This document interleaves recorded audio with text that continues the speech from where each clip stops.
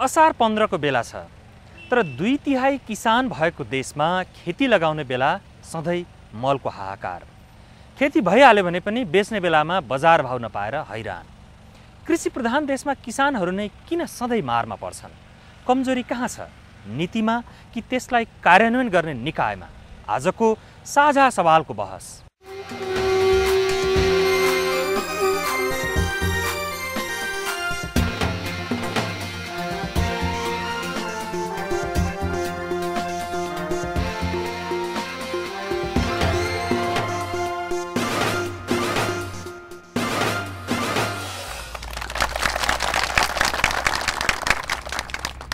स्वागत छ साझा सवालमा। म नारायण श्रेष्ठ। माटो बिरलै छुने नेता र उच्च पदस्थ सरकारी अधिकारीहरूले हिलो पानीमा 2-4 पाइला चोबल्दै 2-4 गावो धान रोप्दै असार 15 को दही चिउरा खाए। तर किसानहरूलाई भने सिंचाइ नहुँदा र बेलामा पानी नपर्दा एउटा चिन्ता छँदै थियो। त्यसमा पनि समयमा विकासे मल नपाउँदा अर्को चिन्ता थपिएको छ। कृषि प्रधान देशमा किसानहरू सधैँ किन मारमा पर्छन्? खेतीबालीका लागि नयाँ बिउ र प्रविधि सिफारिस गर्ने कृषि अनुसन्धान परिषदको खुमलटार कार्यालय परिसरमा आज हामी साझा सवालको यो कार्यक्रम तयार पार्दैछौँ। करिब 60 जना किसान र कृषि पेसासँग आबद्धहरूको बीचमा छलफल गर्न हामीसँग हुनुहुन्छ माओवादी निकट अखिल नेपाल किसान महासङ्घका अध्यक्ष चित्रबहादुर श्रेष्ठ, जो 7वटा राजनीतिक दलहरूको किसानहरूको सञ्जालको सहसंयोजक पनि हुनुहुन्छ, कृषि मन्त्रालयका प्रवक्ता हरिदाहाल हुनुहुन्छ र कृषि विज्ञ कृष्ण प्रसाद पौडेल हुनुहुन्छ। भने यो छलफलमा मल वितरण गर्ने सरकारी निकाय कृषि सामग्री कम्पनी लिमिटेडका निमित्त प्रबन्ध सञ्चालक शशिराज तुलाधरलाई मैले विशेष आमन्त्रण गरेको छु र उहाँ दर्शक दीर्घाको अघिल्लो स्थानमा हुनुहुन्छ। म आजको छलफल सुरुवात गरौँ चित्रबहादुर श्रेष्ठजी तपाईँबाट। तपाईँ किसानहरूको सञ्जालको नेतृत्व गर्नुहुन्छ। खासमा नेपालको कुन क्षेत्रको किसानहरूले विकासे मल पाएका छैनन् अहिले? सिङ्गो जो कृषि पेसामा आधारित जीवन बिताउने यो देशमा 67.5% किसानहरू कृषि पेसामा आधारित जीवन बिताउनुहुन्छ। अहिले जो मलको अभाव चाहिँ किसानले बिहोर्नु परिरहेको छ।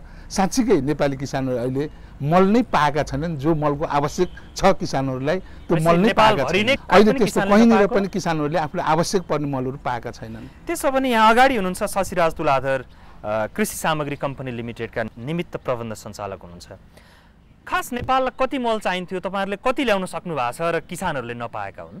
खास नेपाललाई मल चाहिने भनेको 7 लाख मेट्रिक टनभन्दा बढी हो र हामीले बिक्री गर्ने मल भनेको सरकारले अनुदानमा बिक्री वितरण गर्न उपलब्ध गराउने मल मात्रै हो। त्यो भनेको कति हो? त्यो भनेको देशको आवश्यकताको झन्डै 20 देखि 25% मल मात्र हामीले बिक्री वितरण गर्छौँ। भनेपछि तपाईँहरूले उपलब्ध गराउने चाहिँ 1.5 लाख टन मल मात्रै हो? यो वर्षको निम्ति हाम्रो 1.5 लाख मेट्रिक टन मल हो।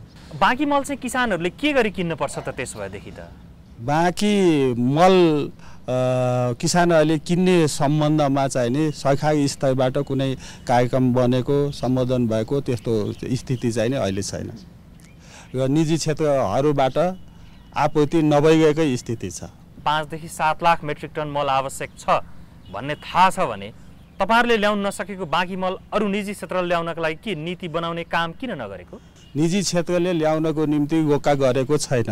तर के भनेदेखि हामीले अनुदानमा दिने मल भएको हुनाले धेरै सस्तो हुन्छ। जस्तो कि म भनौँ कि 1 बोरा युरियाको 2200 देखि 2600 रुपियाँसम्म हाम्रो परल मूल्य पर्छ र सरकारले चाहिँ नि इन्ट्री पोइन्टमा भन्नाले नाकामा 900 रुपियाँ, त्योदेखि नाका भएको जिल्लादेखि अन्य जिल्लामा ढुवानी भाडा जोडेर जस्तो काठमाडौँको निम्ति 1022ले 1 बोरा मल उपलब्ध गराइराखेको छ भनेदेखि त्यसको परल मूल्य चाहिँ नि 2200 देखि 2600 परेको छ 1 बोरा 50 केजीको मलको।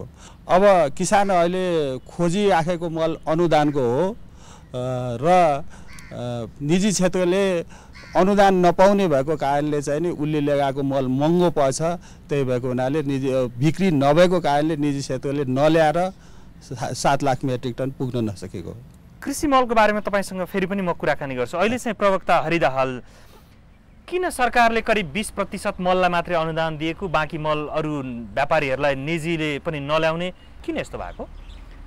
होइन, अब अझै भनौँ न 2-3 वर्ष अगाडिको कुरा हामीले चाहिँ नि हेर्ने हो भने त के अरे मलमा अनुदान दिने नीति नै थिएन। प्राइभेट सेक्टरलाई हामीले चाहिँ नि ल्याएका थियौँ। अब देशको चाहिँ नि उदारीकरण, आर्थिक उदारीकरणको कारणले गर्दाखेरि निकै अगाडि पञ्चायत कालमै दिइरहेको अनुदान हटाइएको थियो। अब यो नीतिमा अलिकति चेन्ज, अब 3 वर्ष अगाडि हामीले के हेऱ्यौँ भन्दाखेरि चाहिँ अब भारतमा हेभिली सब्सिडाइज हुने फर्टिलाइजर, चाइनामा हेभिली सब्सिडाइज हुने, नेपालमा चाहिँ नहुने। त्यसले गर्दा के भयो भन्दाखेरि भारतको भन्दा नेपालको चाहिँ फर्टिलाइजर चाहिँ 3 गुणाभन्दा बढी महँगो भयो। त्यसले गर्दा न प्राइभेट सेक्टरले ल्याउन सक्यो, न चाहिँ हाम्रो कृषि सामग्री कम्पनीले ल्याउन सक्यो। त्यसकारण हामीले त्यो चाहिँलाई रिभर्ट गऱ्यौँ, त्यो पुरानो पोलिसीलाई, र चाहिँ मलमा अनुदान दिने नीति तयार गर्यौँ। किन 100%लाई नदिएर 20-25% होइन, अब त्यो त सरकारको चाहिँ नि अब ट्रेजरीको कुरो हो। त्यो त अब कति दिन सकिन्छ, त्यो क्रमशः बढाइरहेको छ सरकारले। होइन, सुरुको वर्षमा चाहिँ 1 अर्ब 50 करोड दिएको थियो, त्यसपछि 2 अर्ब 83 करोड दियो। अब गर्दै गर्दै अब 4 अरबभन्दा बढी दिने, अझ त्यसमा पनि बढाउने चाहिँ सरकारको सोच भएको छ। यसपटकको चाहिँ नि सिचुएसन अलिकति अपवादको रूपमा म लिन्छु, किनभने यो एउटा एक्सिडेन्ट, एउटा घटना नै घट्यो यहाँ। किन यो वर्ष मात्रै? प्रत्येक वर्ष जस्तो भइरहेछ नि। होइन, पोहोर साल चाहिँ नि हामीले 1,10,000 मेट्रिक टन ल्याएको थियौँ, तर मलाई चाहिँ यतिको आकार थिएन। अहिले हामीले 1,40,000 मेट्रिक टन ल्याइसक्यौँ, वितरण गरिसक्यौँ। के कारण त त्यस्तो पोहोर थोरै ल्याउँदा? यो कारण भनेको के हो भन्दाखेरि यो कृषकको माग बढ्यो, माग बढिरहेको छ। यहाँ के छ भने ओभरअल हामीले हेर्दाखेरि चाहिँ के भने माग र आपूर्तिको जुन ग्याप हो त्यसले नै समस्या पारेको हो। यो भनेपछि कृष्णप्रसाद पौडेलजी, हो त त्यस भए माग बढेको हो? माग त स्वाभाविक रूपले बढेको छ। माग, रासायनिक मालको मल बढ्नुको मुख्य कारण के भने अब खेती गर्ने मान्छे छैन। अब गाउँघरमा गोठे मलहरू बनाउने, कम्पोस्ट मल बनाउने, अब त्यो गर्ने परिवारहरू कम भएपछि अब किसानहरूलाई सजिलो उपाय त रासायनिक मल खोज्ने भयो। अहिले यो मलको अभाव, सङ्कट हुनुमा मुख्य दोषी को होला जस्तो लाग्छ? यसमा त सिधा कुरा छ, यो असारमा खेती लाउने हो, अहिले मल चाहिन्छ भन्ने थाहा नभएको कोही छ? सबैलाई थाहा छ नि। अहिले चाहिन्छ भनेपछि उहाँबाट मल ल्याउन कति समय लाग्छ भन्ने पनि थाहा होला।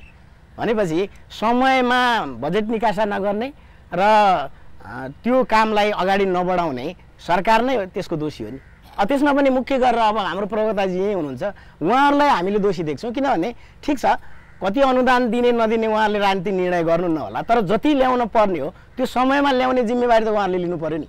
उहाँहरूले निजी क्षेत्रलाई छोडिदिनु भएको रहेछ त, करिब 75% मल आपूर्ति गर्छ। होइन, उहाँले अघि भनिसक्नुभयो, अब निजी क्षेत्रले ल्याउँदा यहाँ 3 गुणा महँगो पर्छ र त्यो निजी क्षेत्रले त्यो जोखिम उठाउँदैन। किनभने हामी निजी क्षेत्र भनेको त एक हिसाबले व्यापारी नाफा कमाउने क्षेत्र हो, त्यसले किसानको फाइदाको हिसाबले मात्रै हेर्दैन उसको। भनेपछि सरकारले 100% मललाई अनुदान दिनु पर्थ्यो हो? यदि उसले चाहिँ अनुदान दिन सक्दैन भने वैकल्पिक उपायहरूको खोजी गर्नु पर्यो। होइन, हाम्रोमा चाहिँ मल, रासायनिक मल उपयोग गर्ने हो भने रासायनिक मलको कारखानाको विचार गर्नु पर्यो। होइन भनेदेखि किसानहरूलाई चाहिँ प्राङ्गारिक खेतीपातीतर्फ लाग्ने प्रेरणा दिनु पर्यो, उत्साह दिनु पर्यो। हामी हिजो पनि रासायनिक मल नहालिकनै खाएको किसान हो, अहिले पनि सम्भव छ। प्राङ्गारिक खेती गरेर हाम्रो खेती उत्पादनहरू बढाउने अहिले पनि सम्भव छ, तर त्यता चाहिँ राज्यले प्राङ्गारिक मल मात्रै हालेर उत्पादन भएको खानेकुराले नेपालको जनसङ्ख्यालाई खुवाउन पुग्छ? एकदम पुग्छ। किन नपुग्ने? किनभने रासायनिक हाल्दा र प्राङ्गारिक हाल्दा मलाई रासायनिक चाहिन्छ भनेर बोट बिरुवाले मागेको त होइन, बोट बिरुवालाई त खाद्य तत्त्व चाहियो हो। तपाईँले चाहिँ पर्याप्त खाद्य तत्त्व पुगेपछि त त्यसले उत्पादन दिन्छ। म एकैछिन सहभागीमा जान्छु। करिब 60 जना सहभागीमध्ये धेरै जसो कृषक हुनुहुन्छ यहाँ। तपाईँहरू मल पाउँदै नपाएको कतिजना हुनुहुन्छ होला? यसो हात उठाउनुहोस् त। तपाईँहरू सबैले नपाउनु भएको मल? 2-3 जनाको मात्रै उठेन, बाँकी सबैको हात उठ्यो मल पाइएन भनेर। कसैले पनि अलिकति पनि पाउँदै नपाएको कि चाहिए जति नपाएको होला? हो र? तपाईँको प्रतिक्रिया लिन्छु है त। अब मल हामीले जहिले पनि भन्ने बेला हामी कृषि प्रधान देश भन्छौँ, किसानबाटै अब आत्मनिर्भर भएर बसेका कति छौँ। जहिले भयो गहुँ छर्ने बेलामा भयो, आलु रोप्ने बेलामा जहिले पनि चाहिँ मलको अभाव चाहिँ एकदम खेपिरहेको हुन्छ कि जब जहिले बाली लाउनु भयो त्यति बेला मल पाइँदैन। पैसा तिर्छौँ भने पनि अब अघि भन्नु कि हामी धेरै पैसा तिर्न सक्दैनौँ भनेर हामी खेती बाजा राख्ने कुरा आउँदैन। होइन, अब बढी नै तिरेर गर्छौँ न त भनेर भन्यो त्यो विकल्पमा हामीले त्यो मल पनि पाउँदैनौँ। अनुदानको त परै जाओस्। अब अनुदान भने त कहाँ आउँछ, के आउँछ, कसरी आउँछ त्यो त हामीलाई थाहा पत्तै हुँदैन कि। तपाईँको परिचय?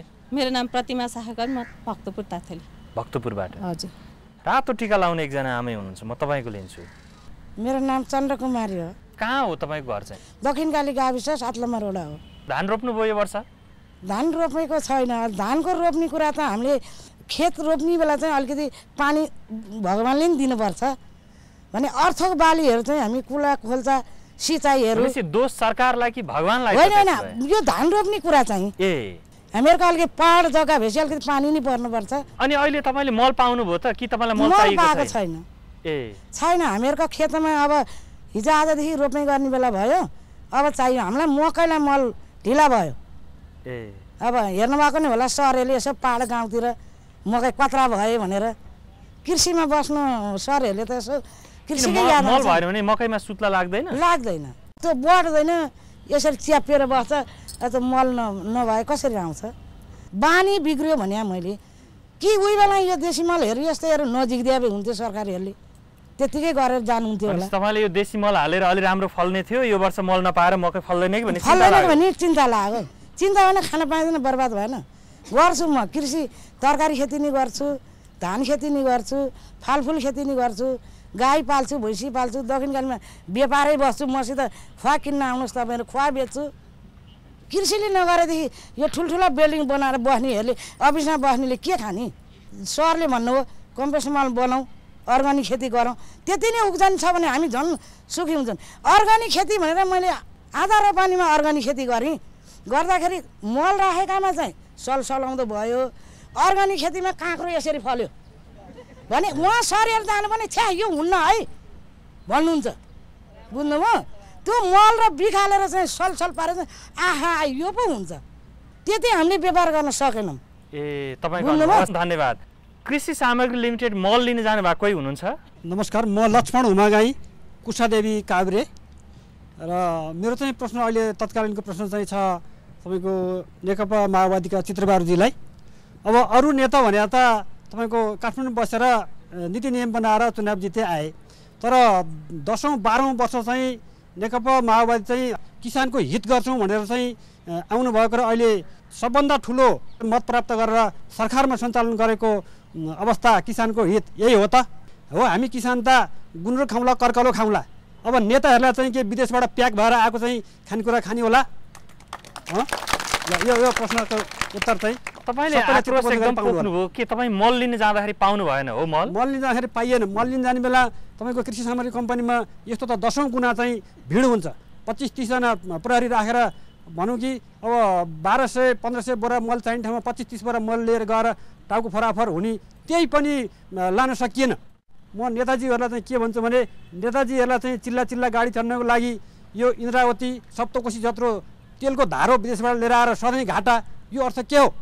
कुनै गाडीले तेल लिएर पैसा तिरेको छैन कि हामीले गाडी चढ्दाखेरि भाडा तिरेको छैनौँ कि त्यो चाहिँ घाटा हुने? किसानको मल दिनको लागि, किसानको राष्ट्रिय चाहिँ आय स्रोत बढाउनको लागि मलमा चाहिँ अनुदान दिन नसक्ने कारण के हो? यो चाहिँ जटिल प्रश्न छ, यसको चाहिँ उत्तर चित्तबुद्ध गरिदिनु होला भन्ने आशा गर्दछु। हस्, मल लिनका लागि लाइन बस्ने कुरा गर्दा अनुदानको मल लिन लाइन लागेकाहरूलाई भेट्न चाहिँ गएको बुधबार हाम्रा साथीहरू विद्या चापागाई र मेघराज रसाइली पनि पुगेका थिए। यो एउटा संक्षिप्त सामग्री। कृषि सामग्री कम्पनी लिमिटेडको कार्यालय कुलेश्वरमा रासायनिक मल लिनका लागि गाउँ गाउँबाट आएका सयौं मानिस लाम लागेका छन्। सबैलाई कति बेला मल पाइने हो भन्ने हतारो छ। एक बोरा मल लिन हप्तौं कुरेर घन्टौं लाम लाग्दा केहीले मल पाए त धेरैले पाएनन्। मकैमा मल हाल्नै पर्यो, अब जे बितेर भन्यो भने वर्ष दिनको खेती चाहिँ जान लाग्यो, त्यसकै लागि अब लगभग 2 हप्ता जति भइसक्यो मलको लागि आएको। ओहोरदोहोर 5 घन्टा जति लाइनमा बसेर कुपन लियौँ। त्यो कुपन लिएर आज मल लिनको लागि आयो हो। हाम्रो यहाँ 1022मा पाउने मल बाहिर 2600 बोरा 2600 बोरा 2600 तिरेर लाने हो भने तुरुन्तै मल पाउँछ। 60 रुपियाँ तिरेर लाने हो भने तुरुन्तै मल पाउँछ। तर यो यही मूल्यमा सुपथ मूल्यमा बाहिर किन पाइएन? अब मकै फङ्ग्ला फुङ्नु भइसक्यो, सुत्ला च्यापिसक्यो, सुत्ला च्यापेर त्यो पछि हालेर के काम हामीलाई? पछि मल पाएर के काम ल भन्नुहोस् त? अहिले बस्ती मल हाले भएर हामीलाई अलिकति छ, बस्ती मल नहुनेलाई त बस्ती मल नहुनेलाई त हेर्नु कामै छैन। टिभीमा मल पाउने होइन, के कारबाही हुनु पनि के मल पाउनु पर्यो? इन्टरभ्यू दिएर के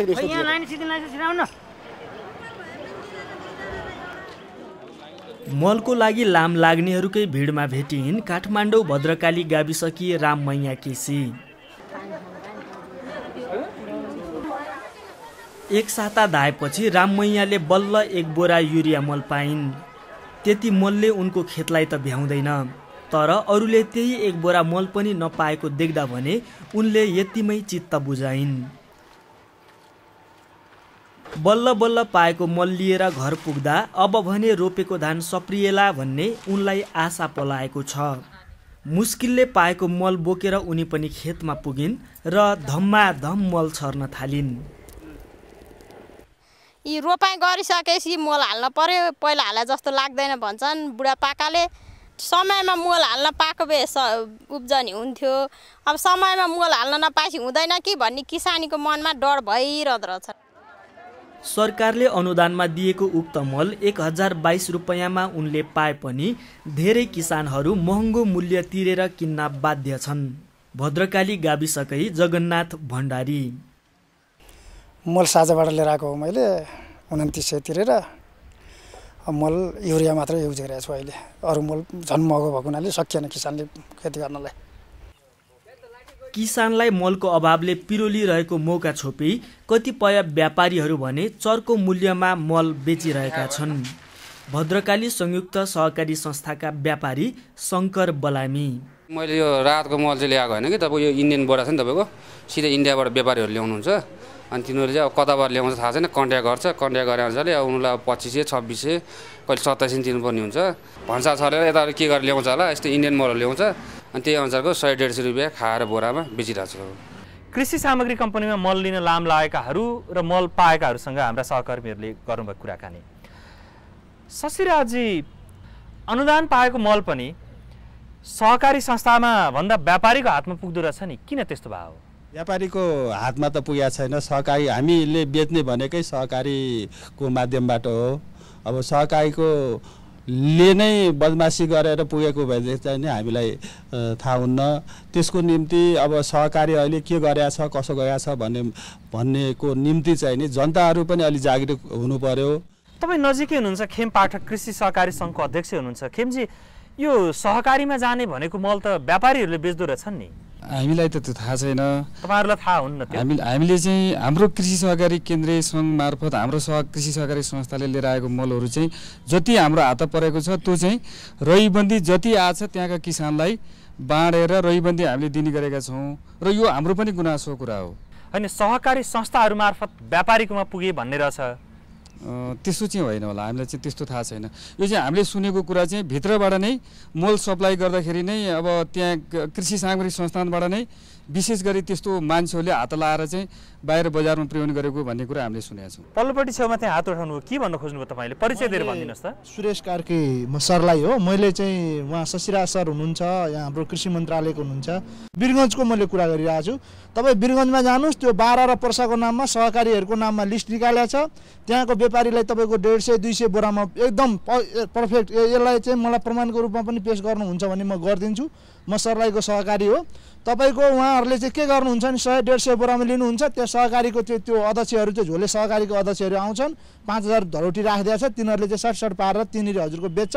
यो एकदम व्यापक छ। हजुरहरू यदि 900,000 रुपियाँमा प्रति बोरा बेच्छन् कि होइन सर? त्यहाँ 945 अहिले युरियाको दाम 925 हो होइन, त्यसमा 100 रुपियाँ थप्छन्, कर्मचारीहरूले 100 रुपियाँ खान्छन् एकदम बकाइदा। तपाईँहरूले यदि त्यो प्रमाण सबुत खोज्न जानुहुन्छ भने त्यहाँ बाहिर तपाईँहरू पुग्नु हो भने खाद वितरण गरेको बेलामा, मल वितरण गरेको बेलामा एकदम यो 100मा 100 छ। तपाईँले थाहा पाएको कतिमा बेच्छन् त व्यापारीले प्रति बोरा? सर त्यो व्यापारीहरूले त्यही हजुरले भन्नुभयो नि अघि, हजुरले त्यो क्लिप्स पनि सुनाउनु भयो, त्यस्तै क्लिप्समा के गर्छन् भने त्यहाँनिर व्यापारीहरूले गर्छन् अनि त्यहाँबाट चाहिँ तपाईँको ट्रकका ट्रक मलहरू तपाईँको चाहिँ सशस्त्रहरूलाई नेपाल प्रहरीहरूलाई पैसा खुवाएर चाहिँ तपाईँको त्यो ठाउँ ठाउँमा पुग्छ सर। त्यो जस्तो अहिले हाम्रो त्यहाँ बरथवा मलङमा धेरै ठाउँमा त्यहाँ सामग्रीको अफिस पनि छ, तर त्यो सबै मलहरू चाहिँ तपाईँको त्यही हाम्रो चाहिँ अनुदानमालाई मल तपाईँको 2200, 2300, 2400मा सर हामीले किनिरहेका छौँ। हामी पनि त्यो समस्या भोगिरहेछौँ सर। यो एकदम समस्या छ। हजुरहरूले मैले चाहिँ रिक्वेस्ट गरेँ तुलाधार सरलाई, शशि सरलाई, तपाईँहरूले छानबिन गर्नुहोस्, यो बेलामा गर्नुहोस्, हाम्रो कृषि मन्त्रालयले पनि यो गरोस्। यो वास्तवमा व्यापक रूपमा चाहिँ भ्रष्टाचार भइरहेछ, एकदम भइरहेछ। सहकारीको यसमा कुनै दोष छैन,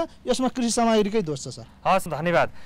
शशिराज तुलाधर, तपाईँलाई थाहा थिएन व्यापारीहरू कहाँ पुग्छ तपाईँले दिने अनुदानको मल भन्ने? अब यो सहकारीको गुनासो थुप्रै आएको छ। पोहोर पनि यस्तै समस्या परेर उहाँले बिरगञ्जको कुरा गर्नुभयो, बिरगञ्जमै मै पनि पुगेको थिएँ र त्यहाँ यो सहकारीले यति बोरा मल पाउँछ भनेर सार्वजनिक रूपमा जानकारी गराइदिएको अवस्था छ र अब त्यो गाउँमा गयो गएन भनेर अनुगमन गर्ने निकाय पनि बनाइदिइसकेको स्थिति छ। जति जनताले चासो राख्छ त्यसपछि त त्यो सहकारीले गाउँमा ल्याउनै पर्ने अवस्था हुन्छ। अब अहिलेसम्म त पाएन, अब चाहिँ कहिलेदेखि पाउँछ त किसानहरूले मल? किसानहरूले मैले बाँड्ने मल चाहिँ नि 3टा काठमाडौँ, ललितपुर, भक्तपुरको हकमा चाहिँ नि 1-1 बोरा बाँडि नै गएका छौँ। भोलिदेखि फेरि बिक्री वितरण सुरु नै हुन्छ। निश्चित त तपाईँले बाँड्ने मल त पाउने भन्दा नि अब कहिले सकिन्छ भनेर सोध्न पर्ने भयो। कहिले सकिन्छ? अब मल त सकिँदैन किनभनेदेखि हाम्रो नयाँ लटको मल फेरि चाहिँ नि तपाईँले 5-7 लाख मेट्रिक टन मल चाहिनेमा 1.5 लाख मात्रै दिन सक्छौँ भनेर भन्नुभएको छ, त्यही भएर सोधेँ मैले त। नै त्यो मल अहिले यो धान सिजनको निम्ति थप फेरि आउने 12,000 आउने भएको हुनाले 12,500 युरिया र 30,000 मेट्रिक टन डिएपी आउने भएको हुनाले त्यति 42,000 मेट्रिक टन दुईटा जोडेर त्यो मलले पुग्छ त नेपाली किसान? पहाडी भेगको अहिले पुग्छ, तराईलाई अझै तराईलाई चाहिँ के अब खुल्ला बोर्डरबाट ल्याउनु पर्यो त किसानले, तराईको किसानले? त्यसभए अब अहिलेसम्मको स्थिति बजेटको व्यवस्था नभइसकेको स्थितिमा चाहिँ नि त्यो समस्या सबै किसानलाई तपाईहरूले दिने अनुदानको मल दिने हो भने नेपाल सरकारले कति बजेट छुट्याउनु पर्छ? यसको निम्ति झन्डै करिब 20 अरब जति चाहिन्छ। 20 अरब रुपैयाँ? हजुर। चित्रबहादुर श्रेष्ठजी, तपाईँको नेताले अहिलेको सरकार नेतृत्व गर्नुभएको छ र आजभन्दा झन्डै 18-20 वर्ष अगाडि तपाईँहरूले 40 मुदे माग राख्दाखेरि 33 नम्बरको मुदामा कृषि मल बिउ सर्वसुलभ उपलब्ध गराउनुपर्छ भनेर तपाईँहरू जङ्गल पनि जानुभयो। तपाईँलाई याद छ कि छैन त्यो चाहिँ? छ। अनि अहिले सबै किसानलाई सर्वसुलभ मल पुर्याउनलाई तपाईँहरू नीति बनाउने र त्यो अनुसार दबाब दिने किन नसके? अब ठिक हो, अब अहिले हाम्रो दल, हाम्रो पार्टी अहिले सरकारको नेतृत्व गरिरहेको छ र यो देशको सबैभन्दा ठुलो पार्टीको रूपमा पनि जनताले स्थापित हाम्रो पार्टीलाई गर्नुभएको छ। यस अर्थमा नेपाली किसानहरूको नुन र गुण हामीले दुवै खाएका छौँ। हाम्रो पार्टीले हामी अब साँच्चीकै हामी त्यो गुण तिर्नकै निम्ति हामी चाहिँ अगाडि बढायौँ, तर हामी दुखी छौँ। हामी सरकारको नेतृत्व गरेर पनि नेपाली किसानहरूको एउटा आवश्यक पर्ने आफ्नो जमिनमा राख्ने मल पनि दिन नसक्नुमा सरकारको एउटा साँच्चीकै गैर जिम्मेवारीपन, यति एउटा समस्या पनि समाधान गर्न नसक्नु भनेको साँच्चीकै सरकारको आफ्नो जनताप्रतिको उत्तरदायित्व वहन गर्न नसकेकै कुरा ठहरिन्छ। हामी आत्मआलोचित पनि छौँ, तथापि अब कुरा तपाईँले आत्मआलोचित सरकारलाई आलोचना गर्नुभयो। तपाईँ किसानहरूको सञ्जाल 7वटा पार्टीको सञ्जालको सहसंयोजक पनि हुनुहुन्छ। तपाईँको सञ्जालमा भएको कतिजना चाहिँ किसान छन्? हामी सबै किसानका छोराछोरी हौँ र सबै किसानका छोराछोरीकै नै यो किसान सञ्जालमा छौँ, किसान सङ्गठनमा छौँ। यसमा कुनै दुई मत छैन, यसमा कुनै दुई मत छैन। हामी नेपालका किसानका छोराछोरी नै हौँ। सरकारमा जो बसे पनि किसानहरूको आवाजलाई जुन ढङ्गले सुनिएको छैन, अब हामी यसमा आलोचित हुनै पर्दछ। किसानको हक अधिकारको निम्ति जसरी निरन्तर रूपमा हक अधिकारको उसमा लड्ने मान्छे 20 अर्ब रुपैयाँ चाहिँदो रहेछ सबै मल अनुदान दिने हो भने तपाईँ त्यो अनुदान दिन पर्यो भनेर सरकारलाई दबाब दिन लड्नुहुन्छ त? अब त्यो पनि लडिरहेका छौँ। अस्ति भर्खर हामी अर्थमन्त्रीसँग पनि अब चाहिँ यो मललाई तुरुन्त पैसा निकास गर्नु पर्यो भनेर भनियो र पछिल्लो समयमा केही व्यवस्था पनि भएको छ 12,000 मेट्रिक टन भनेर जो भनियो, तर यो पनि अब यो पुग्नेवाला छैन। प्रवक्ता हरिदाहालजी, तपाईँहरूले 1996 सन् 1996 बनाएको दीर्घकालीन कृषि योजनामै सन् 2010मा चाहिँ 10 लाख मेट्रिक टन मल ल्याउने भनेर तपाईँहरूले बनाउनु भएको थियो। मल त जम्मा अब 1.5 लाख मेट्रिक टन मात्रै ल्याउनु भयो तपाईँहरूले यो वर्ष। किन त्यस्तो हावादारी नीति बनाएको? होइन, अब त्यो हावादारी भनौँ भने अब त्यो सबै त्यो बेलाका पार्टी र सरकारले त्यसलाई चाहिँ समर्थन गरेको नीति हो त्यो। अनि तपाईँले मल ल्याउने बेलामा हेर्नुहोस् यतिखेर बनाएको नीतिमा यो छ ल्याउनै पर्यो भनेर किन भन्न नसकेको? होइन, जागिर मात्रै खानुपर्छ त्यहाँ बसेर? होइन, यस्तो नीति मात्रैले सबै चिज गर्दैन। नीति भनेको त एउटा मार्गदर्शक, एउटा सिद्धान्त मात्रै हो। तर वास्तवमा चाहिँ नेताहरूले ल्याउन नदिएको हो त? होइन, त्यो कार्यान्वयन गर्ने कुरामा के भयो भन्दाखेरि जुन एफिपीले, जुन दीर्घकालीन कृषि योजनाले यति यो चाहिँ सब सेक्टरमा चाहिँ लगानी गर्नुपर्छ भनेको थियो, त्यो लगानी आएन। आखिर घुमाइफिराइ फेरि लगानीकै कुरा छ यहाँनिर।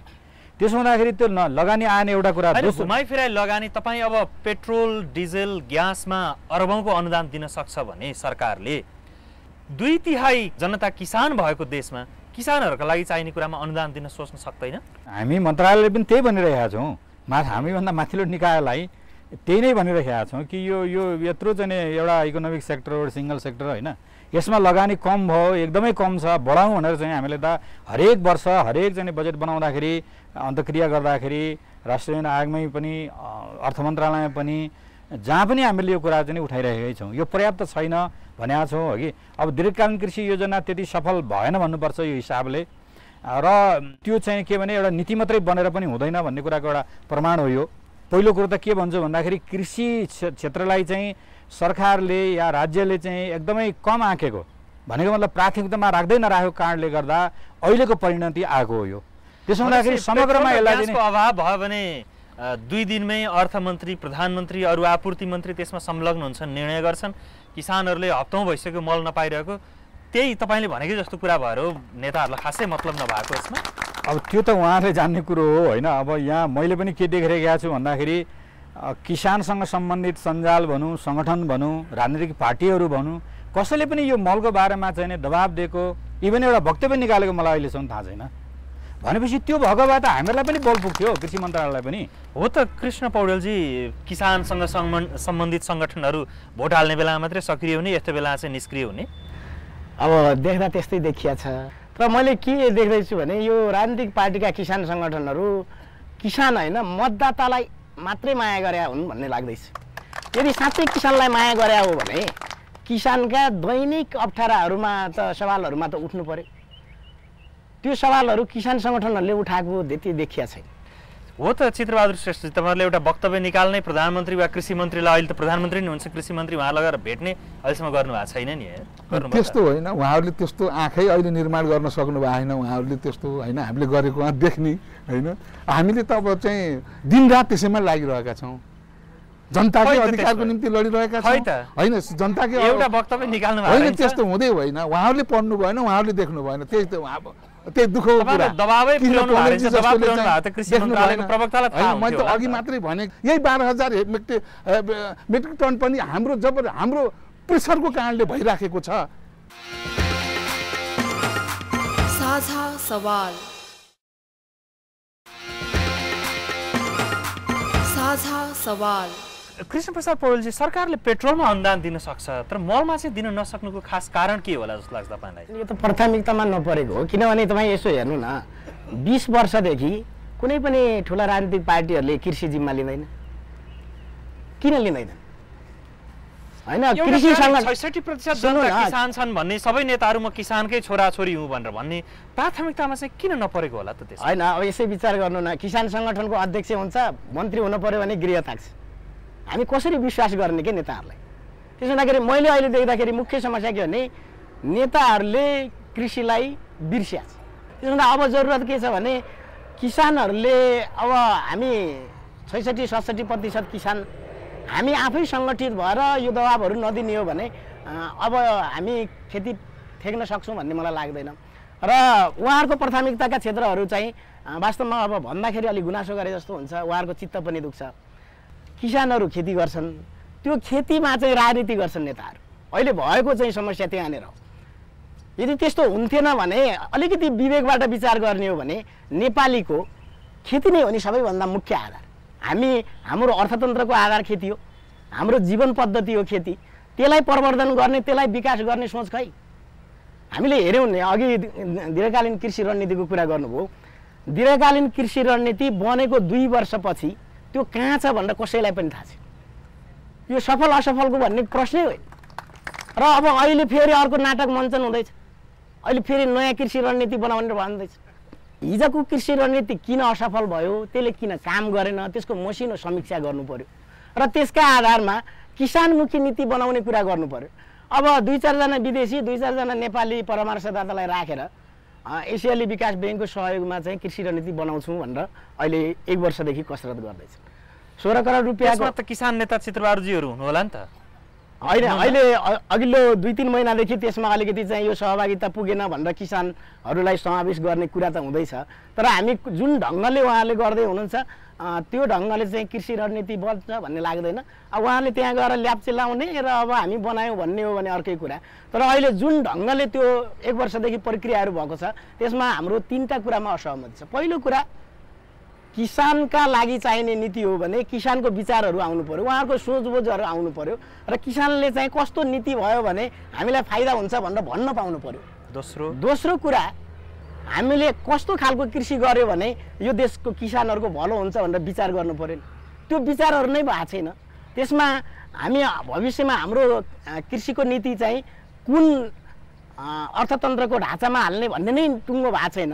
यो बेलामा हतार कृषि नीति बनाउन खोज्या त खालि त्यही 16 करोड पैसा सक्ने बाहेक अरू कुनै विचारै होइन भन्ने लाग्छ। तेस्रो प्रश्न के हो भनेदेखि चाहिँ यसको अपनत्व। त्यो दीर्घकालीन कृषि योजना जस्तै हुन्छ यो पनि, किनभने कसैले जिम्मा ल्याएछ। अहिले मलको आकार किन भयो भनेर भन्यो भने कसैले जिम्मा लिएन नि त। जिम्मा लिएको भए यस्तो हुन्थ्यो। असारमा धान रोप्ने भन्ने त सबैलाई थाहा छ नि। असारमा धान रोप्ने भएपछि जेठमा मल ल्याइ पुर्याउनु पर्छ भन्ने पनि थाहा हुन्छ भने जस्तै हो। र मलाई के लाग्छ भने यो कृषि रणनीति जसरी बन्दैछ यसको जिम्मा कसैले लिँदैन।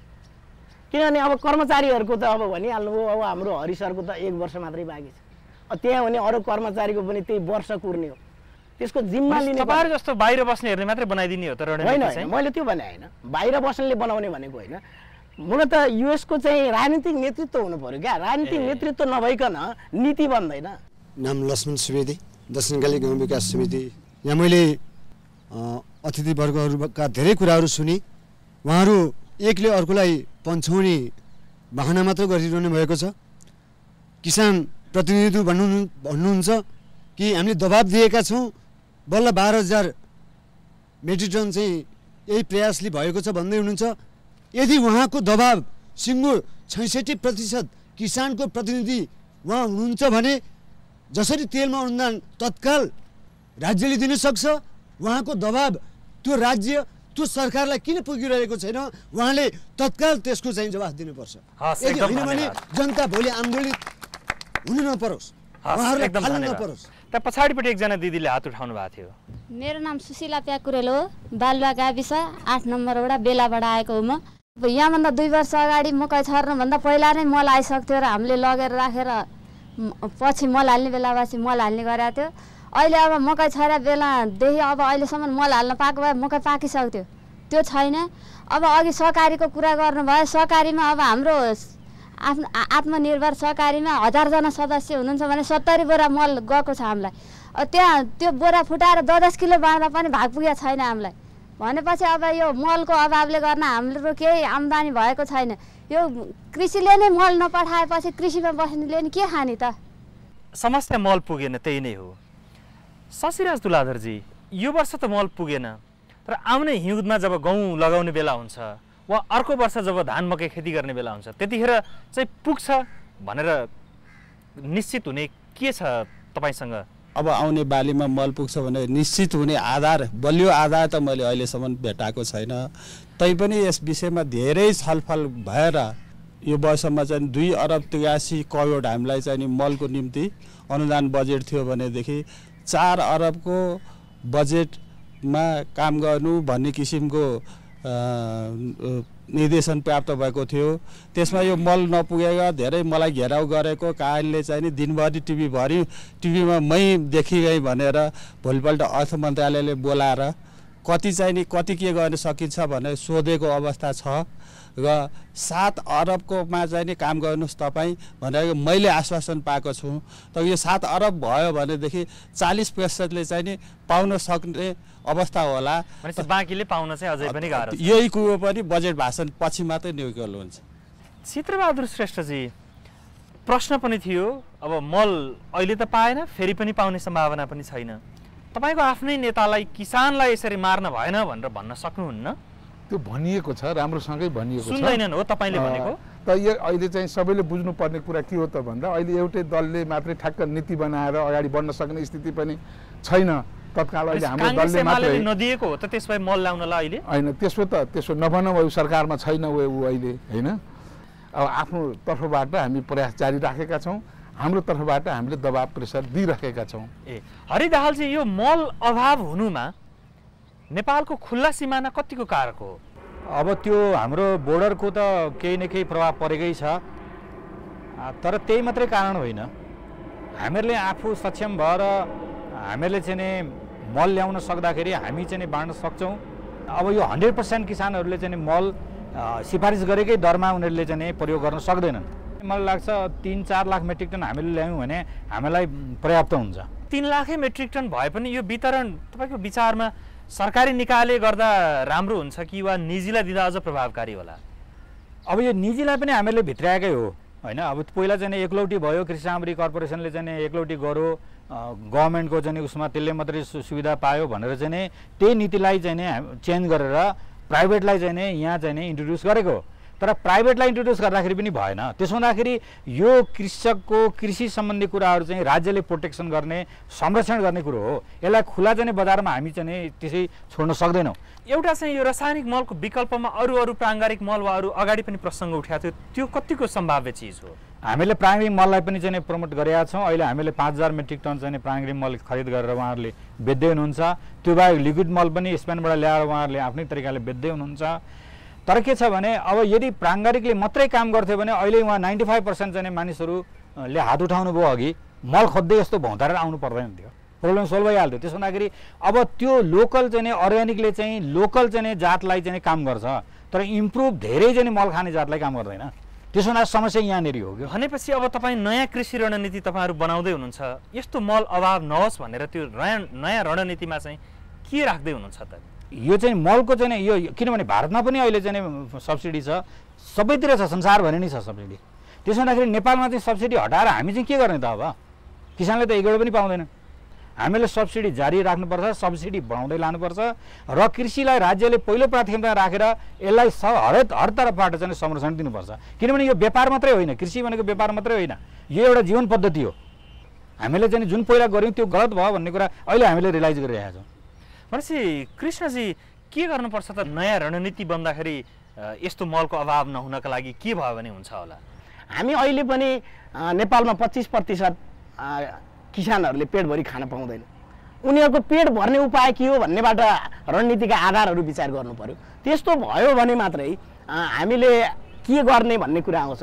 जस्तो जहाँसम्म मलको कुरा गर्नुभयो, मलमा के छ भने एउटा त रासायनिक मल प्रयोग गर्ने कि प्राङ्गारिकमा जाने भन्नेमा अलि लामै बहस चाहिन्छ। यहाँ बेला बेलामा विवाद आउँछ होइन। किसानहरूले हामी गाउँमा जाँदा पनि भन्नुहुन्छ अब त फल्दैन सर, यसको माटोको बानी बिग्रिसक्यो प्राङ्गारिक गरेर मात्रै। हामी त्यसमा सहमत छौँ र हामी के भन्छौँ भने केही सङ्क्रमणकाल 3-4 वर्ष चाहिँ हामी अलि सन्तुलित गर्दै रासायनिक मल घटाउँदै जाने हो भने 3-4 वर्षपछि प्राङ्गारिकबाटै अहिले जति उत्पादन भएको छ त्यति हुनसक्छ। एकजना आमाले भन्नुभयो त प्राङ्गारिक गर्दाखेरि त खास फल्दैन, राम्रो देखिएन, बिग्दा पनि बिगेन, मान्छेले खाँदै खाएन, नराम्रो। त्यसको कारण के हो भने हाम्रो माटो यति धेरै बिग्रिसकेको छ कि अब त्यसमा चाहिँ खाद्य तत्त्व पुगेको छैन। त्यसो हुँदाखेरि रासायनिक घटाउँदै प्राङ्गारिक बढाउँदै गयो भने 3-4 वर्षमा माटोको गुणस्तर सुधार हुन्छ। र हामी देशभरि 1200 जति किसानहरूका त्यस्ता अर्ग्यानिक फार्महरू छन् र हामी त्यहाँ देखिरहेका छौँ उहाँहरूले रासायनिक हालेको भन्दा अझै राम्रो बनाएको पनि उदाहरणहरू छ। हाम्रा विचारहरू सबै आयातित भए। युरोपमा सम्म मैदानमा यान्त्रिकरण भएको ठाउँमा, सरकारले लगानी गर्न सक्ने ठाउँमा कस्तो कृषि अप्नाइयो भन्ने कुरालाई ल्याएर हामी जस्ताको तस्तै यहाँ लागू गर्न खोजेछौँ। यसले काम गर्दैन। अब अहिलेकै कृषि रणनीतिको मैले केही विषयवस्तु हेरेँ, अघि हरिजीले पनि भन्नुभयो। अब उनीहरू अहिले चाहिँ किसानलाई अनुदान दिने कुराको चाहिँ विरोध गर्दैछ यो रणनीतिले। म के भन्छु भने यो रणनीति नेपाली कृषक विरोधी छ। एकदम 100% यो विरोधी आउँछ। यसले यदि यही बनाउने हो भने र यसलाई अगाडि बढाउने हो भने, किनभने कृषिलाई चाहिँ हामीले सामाजिक उद्यमको हिसाबले हेर्नु पर्यो। यो त सामाजिक। त्यसमा चित्रबहादुर श्रेष्ठ त्यो रणनीति बनाउने एउटा कमिटीको सदस्य हुनुहुन्छ तपाईँ, किसानको नेता, अनि किसान मारा नीति बन्दै रहेछ त? त्यसो भए त अब यो कृष्ण पौडेलजीले जे भनिरहनु भएको छ यसमा केही प्रतिशत त चाहिँ सत्यता छ। यो कृषि रणनीति जो अहिले बन्ने भनेर अगाडि बढिरहेछ, हामी किसान सङ्गठनलाई, किसान राष्ट्रिय सञ्जाललाई मात्रै पछि मात्रै जानकारी भएर हाम्रो ठुलो हस्तक्षेप, ठुलो दबाब भइसकेपछि मात्रै हामी अहिले हस्तक्षेप र दबावले जनताकै पक्षमा हो, एकदमै हो, निश्चितै हो। यो किसानकै पक्षमा निश्चितै हो, यो निश्चितै हो। नभए चाहिँ सरकारका केही अब चाहिँ उच्च पदस्थ कर्मचारीहरू र विदेशी परामर्शदाताहरू भनेर चाहिँ एउटा स्टियरिङ कमिटी यहाँ निर्माण बन्दै रहेछ। त्यसले अहिलेसम्म जे जति कामहरू अगाडि बढाइरहेको छ त्यो त्यति सकारात्मक छैन। फेरि त्यसमा मेहनतै त नगरेको भन्न मिल्दैन, केही न केही त मेहनत छ, तथापि त्यो अझ पुगेको छैन, त्यो अझ समृद्ध भएको छैन। त्यो त्यसैले हाम्रो जनताको जीवनस्तर पनि कृषि क्षेत्रमा आधारित छ। यो व्यवसायीकरण हुनु पर्यो, आधुनिकरणतिर हामीले लानुपर्छ होइन। एक त पहिला चाहिँ जमिनलाई अब हामीले व्यक्तिको होइन राज्यको मातहतमा ल्याउने बिस्तारै क्रमशः हामीले कोसिस गर्नुपर्छ। भनेपछि नेपालीको नाममा नभएर सरकारको नाममा हुने, राज्यको नाममा हुने, नेपालीको नाममा होइन, नेपालीको व्यक्तिको नाममा होइन, व्यक्तिको स्वामित्वमा होइन, त्यो राज्यको स्वामित्वमा ल्याइनु पर्दछ होइन। क्रमशः त्यो ल्याइनु पर्दछ। त्यो त तपाईको पार्टीको नीति थियो क्या, त्यो पनि छोड्यो भनेर ड्यास माओवादी बनेको अरे होइन। अब नयाँ कृषि रणनीतिमा त्यही राख्न खोजेको होइन। त्यति मात्रै होइन, कृषि रणनीति त्यो माओवादीको मात्रै हुन सक्दैन होइन, त्यो आम जनताको हुन्छ। सहभागीमा जाउँ है त। नमस्कार, म गणेश कुमार श्रेष्ठ, घर मेरो काभ्रे शारदा बतासे। र अहिले जुन सरले कुरा गरिरहनु भएको सुन्दाखेरि कल बल छल झेल झाल नल को नीति चाहिँ बनिरहेको जस्तो हामीलाई आभास भयो। र अहिले तत्कालीन सरकारले 4 अरब चाहिँ अनुदान मलमा दिने भन्ने खालको कुराहरू पनि जुन सुन्नमा आयो, त्यो 4 अरबको ठाउँमा कम्तीमा नि 5 लाख मात्रै कृषकहरूलाई चाहिँ ल तिमीहरूले भैँसी पालेर प्राङ्गारी खेती गरेर खाऊ भनेर दियो भने पनि मजाले गरेर खान सक्ने स्थिति छ। रासायनिक मलको भर पर्नुको अवस्था छैन। त्यसो गरी चाहिँ कसो होला भन्ने मेरो प्रश्न हो। हस्, धन्यवाद तपाईँलाई। अर्का सहभागी यतापट्टि। मेरो नाम चाहिँ दिपाङ्कर दाहाल, म चाहिँ खाद्य तथा खाद्यको खेतीपाती अभियान फोरेस्ट एक्सनमा कार्यरत छु। मेरो प्रश्न चाहिँ चित्रबहादुर सरलाई, यो चैत 2068मा नेपाल कृषि विकास रणनीतिको प्रक्रिया बन्द भएको थियो, किनभने नागरिक समाज कृषि सरकारहरूले दबाबमा प्रक्रियामा केही त्रुटि भयो भनेर कृषि विकास रणनीति स्थगित भयो। तर अहिले आएर तपाईँहरू सहभागी भएपछि सहभागी हुनुभयो, अनि के त्रुटि सच्याएर तपाईँहरू सहभागी हुनुभयो र के परिवर्तन आउँछ होइन, अनि यो तपाईँहरू समावेश हुने बित्तिकै कृषि विकास रणनीति सफल हुन्छ भन्ने मेरो प्रश्न तपाईँलाई। हस्, अर्का सहभागी। मेरो नाम पार्वती सिलवाल हो, दक्षिणकाली साना किसान कृषि सहकारीबाट। जुन झोल मल चाहिँ धानको लागि पनि हुँदैन र मकैको लागि पनि हुँदैन, तरकारी खेतीको लागि मात्र भनेर त हुँदैन नि त। हामी तरकारी मात्रै खाएर बाँच्ने त होइन नि। अनि त्यो जुन कुरा चाहिँ कृषकहरूलाई आवश्यक छैन त्यो कुरामा त तपाईँहरू अनुदान पनि दिन सक्नुहुन्छ, ल्याउन पनि सक्नुहुन्छ, दबाब दिन पनि सक्नुहुन्छ होइन। जुन कुरा कृषकहरूलाई आवश्यक छ त्यसमा चाहिँ किन दबाब दिन सक्नुहुन्न। अरू सहभागी? दोस्रो लहरको म तपाईँको लिन्छु है त। मेरो महेश आचार्य, मेरो घर चाहिँ मोरङ हो, अहिले ललितपुर बस्छु। कमसेकम सरकारले यस्तो एउटा सिस्टम बनाओस्। त्यो सिस्टम कस्तो होस् भने तराईका जिल्लाबाट सुरु गरौँ, प्रत्येक गाविसमा एकजना माटो चिकित्सक भनेर सरकारले चाहिँ ट्रेन व्यक्ति नियुक्त गरेर चाहिँ गाविसमा राखोस्। त्यो माटो चिकित्सकले के गरोस् भने त्यहाँका किसानहरूले ल्याएको माटो परीक्षण गरोस् र त्यो माटोमा चाहिने मल कुन मल चाहिने, यहाँ युरिया हाल्नुपर्छ नाइट्रोजनै हाल्नुपर्छ भन्ने किसानलाई थाहै छैन, हावाको भरमा डिमान्ड गरेर लगेर युरिया हालिराखेको छ। त्यो कुरा चाहिँ पहिल्यै नेपाल सरकारको सिस्टमले त्यो कुरा किसानलाई सिकाओस्। पछाडि हात उठाउनु भएको छ, म अन्तिम सहभागी तपाईँको लिन्छु है। मेरो नाम चाहिँ गोविन्द पाण्डे, घर काभ्रे जिल्लाको नवबुद्ध गाविसमा पर्दछ। जति पनि कुराहरू सुन्यो, यो लथालिङ्ग देशको भत्ताभङ्ग ताला भने जस्तो भयो। यहाँ समस्या कहाँनिर छ भनेर हामीले खोतल्दाखेरि प्रत्येक राजनीतिक दलको किसान सङ्गठनहरू छन्। त्यहाँ तपाईँको कृषि नबुझेका मान्छेहरू, जो तपाईँको मान्छेको बुद्धि भान्न सक्छन् त्यस्तो मान्छेहरू प्रवेश गरेका छन्। हामी दुग्ध व्यवसाय किसानहरू दुध बेच्छौँ, पानीको मूल्यको छैन। तपाईँको इन्डियाबाट पाउडर दुध आउँछ, कमिसनको खेल हुन्छ त्यहाँनिर होइन। त्यसकारण यो देशमा तपाईँको किसानले बजारमा उचित मूल्य पाउन्न। जबसम्म किसानले तपाईँको कुटो कोदालो हँसिया लिएर यो कृषि मन्त्रालय घेरेर त्यहाँका मान्छेहरू अपदस्थ गर्न सक्दैनन् तबसम्म तपाईँको हुनेवाला केही छैन। हाम्रो देशमा हेर्नुहोस्, विषादी समिति भनेर राष्ट्रिय स्तरमा छ कृषि मन्त्रालय अन्तर्गत। अहिले तपाईँको जुन प्रतिबन्धित विषादी फ्लोरेट, थाइमेट, अल्ड्रिनहरू छन् नि, ती विषादीहरू चाहिँ सर्वसुलभ रूपमा पाउँछ, चिया दोकानमा नि पाउँछ तपाईँको। हेर्नुहोस् है, अब यो विषादी समिति कहाँ छ? राज्यको विषादी समिति कहाँ छ? प्रत्येक जिल्लामा पनि छ। एउटा राज्यले नीति बनाएपछि त्यो नीतिको कार्यान्वयन गर्न नसक्ने हो भने तपाईँको जति कराए पनि हुनेवाला केही छैन। जबसम्म किसान एकजुट भएर किसानको हक अधिकार किसानहरूको हक अधिकारको संरक्षण गर्ने चित्रबहादुर श्रेष्ठजीहरू जस्तोले प्रतिनिधित्व गर्नुहुन्न केही हुनेवाला छैन सर यो त्यसमा के नयाँ पार्टी खोल्नु पर्यो किसानको पार्टी पनि होइन हजुर नागरिक समाजबाट किसानहरू आन्दोलित हुनुपर्छ किसानले आफ्नो वास्तविक भोगाएको समस्याहरू लिएर जानुपर्छ अन्यथा थुप्रै प्रसङ्गहरू आए सहभागीहरूबाट हरिदाहालजी तपाईँले सुरुमा झोल मलको पनि कुरा गर्नुभएको थियो स्पेनबाट ल्याउने जो एकजना महिला सहभागीले त्यो त तरकारीमा मात्र काम लाग्छ खाने अन्नमा काम लाग्दैन के काम त्यस्तो झोल ल्याएर भन्नुभयो के हो कुरो अनि यस्तो हो यो अब अहिले चाहिँ धानको सिजन भएको हुनाले अब हामी सबैको ध्यान चाहिँ त्यही धानमा अन्नमा मात्रै छ यो देशमा चाहिँ अन्नबाहेक अरू धेरै कुराहरू उत्पादन हुन्छ सबैको लागि चाहिँ विभिन्न प्रकारका मलहरू ल्याउनु पर्यो झोल मल पनि काम लाग्छ अर्ग्यानिक मल पनि काम लाग्छ किनभने अर्ग्यानिक मल पनि चाहिँ सबैले चाहिँ प्रयोग उत्तिकै चाहिँ रूपमा गर्न सकेका छैनन् र अर्को कुरा म के भन्छु भन्दाखेरि रासायनिक मल मात्रै प्रयोग गर्नुहुन्न अर्ग्यानिक कम्पोस्ट सबैजना मिलाएर हाल्नु भने मात्रै हाल्नु पर्यो भन्ने कुरा एउटा माटोको डाक्टर राख्नु पर्यो भन्ने महेशजीको प्रश्न थियो त्यस्तो सम्भव हुन्न त्यो जरुरी नै छैन हाम्रो चाहिँ माटोको पोषण तत्त्वहरू कहाँ कति छ भन्ने कुरा हामीले सर्वे गरिसकेका छौँ हामीहरूले चाहिँ के भने हाम्रो देशमा चाहिँ नै नाइट्रोजन चाहिँ कमी छ फस्फरस र पोटास चाहिँ ठाउँ हेरिकन काहीँ बढी छ काहीँ कम छ हैन अब त्यो फस्फरसको केसमा उहाँले भनेको अनुसारको चाहिँ टेस्ट गरेर हाल्नु त्यो राम्रो हो तर नाइट्रोजन चाहिँ प्रायः सबै चाहिँ मेचेटु महाकाली पहाडको तराईमा चाहिँ तपाईँको कम छ पहाडमा भन्दा चाहिँ नाइट्रोजन चाहिँ तराईमा कम छ अझ अर्को उहाँले के छ भने त्यो रासायनिक मलको विकल्प भन्नुभयो रासायनिक मलको विकल्प छैन रासायनिक मल ल्याउनुपर्छ अर्ग्यानिक पनि ल्याउनुपर्छ ब्यालेन्स तरिकाले सन्तुलन तरिकाले हामी प्रयोग गरौँ नेपालमा रासायनिक मल मात्रै रासायनिक मल हजुर युरिया नेपालमै उत्पादन गर्न हामी उत्पादन गर्ने पक्षमा छौँ हामी चाहिँ गत साल पनि बजेट भाषणमा चाहिँ 100 मेगावाट चाहिँ विद्युत चाहिँ के भने रासायनिक मल कारखाना खोल्नको लागि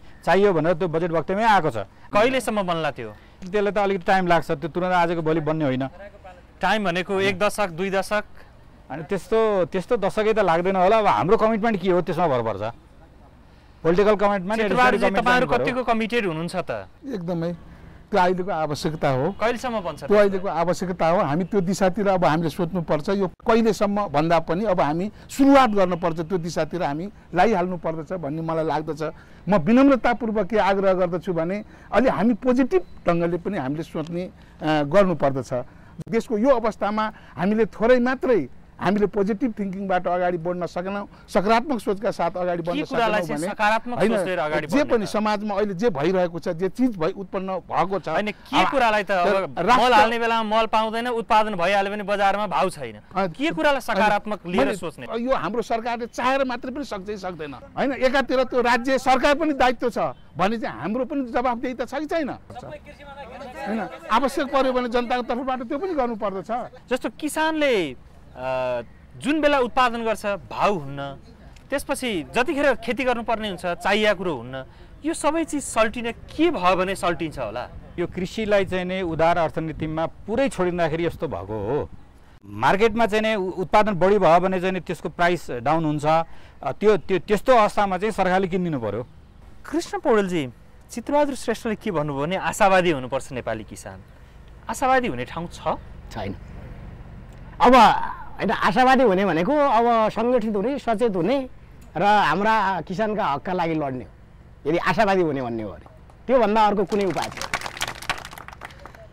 किसानका बारेमा किसानीका बारेमा यति धेरै बहस गरियो तपाईहरु आफै चाहिँ धानमकै खेती गर्ने पर्नुभयो कि गफको खेती गर्ने पर्नुभयो कृष्णजी एकदमै राम्रो प्रश्न हो है म काठमाडौँ भैँसीपाटीमा बस्छु मेरो धेरै जमिन त छैन तर तरकारी चाहिँ म आफै उब्जाउँछु मेरो आफ्नो लागि यो कृषि बिग्रनुको पछाडि चाहिँ वास्तवमा फेरि पनि अब चित्रबहादुरजीहरूलाई अलि चस्को पर्छ हाम्रो राजनीतिक नेतृत्वले किसानलाई मान्छे ठानेन अहिलेको मुख्य समस्या चाहिँ त्यो त्यसले गर्दा अब हामी फेरि एकपटक किनभने 60 वर्षदेखि नेताहरूको लागि लड्यौँ किनभने उहाँहरूलाई राजनीति ल्याइदिउँ नि हामीले अहिले ज्ञानेन्द्र फालेर चाहिँ 100 जनालाई ज्ञानेन्द्र बनाइदिउँ नि अब हामी हाम्रा लागि लडौँ भन्ने हो मेरो आग्रह चित्रबहादुरजी तपाईँ पनि धानमकै खेती गर्ने पर्नुभयो कि गफको खेती गर्ने हैन एकदमै म धान खेती गरेरै आएको मान्छे हुँ त्यही हुर्के हो त्यही किसानले चाहिँ हैन हिजो मत दिएर जितेको एउटा जनताको प्रतिनिधि पनि हो